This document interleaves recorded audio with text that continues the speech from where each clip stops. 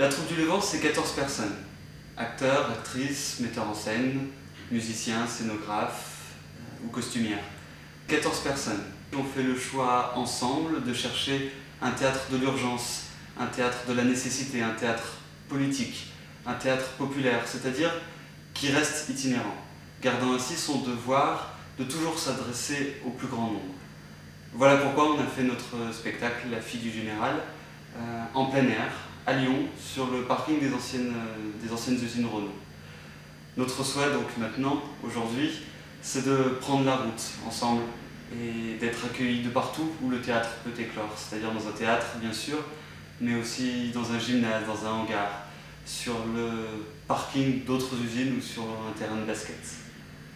Eda Gabler d'Ibsen, que j'ai d'abord découvert au théâtre avant de le lire, de le relire, m'est apparu d'une évidente actualité le jour où j'ai proposé à la troupe de travailler sur l'une des grandes tragédies de notre époque, celle qui est chargée d'étouffer chaque passion, chaque parole, chaque visage, et de les retrancher dans sa maison, dans son quartier. Ce que Gilles Deleuze appelait le néofascisme. Voilà le point de départ de notre aventure, de notre travail. Eda Gabler est devenue la fille du général, le texte a été réécrit à notre façon, et par le corps des acteurs, il pénètre au cœur de l'être humain.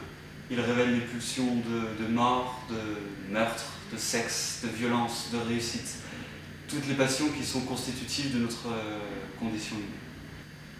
La fille du général, Eda Gabler, notre spectacle, donc, n'est pas simplement le reflet des mœurs de notre temps, c'est aussi celui des abîmes de la mémoire.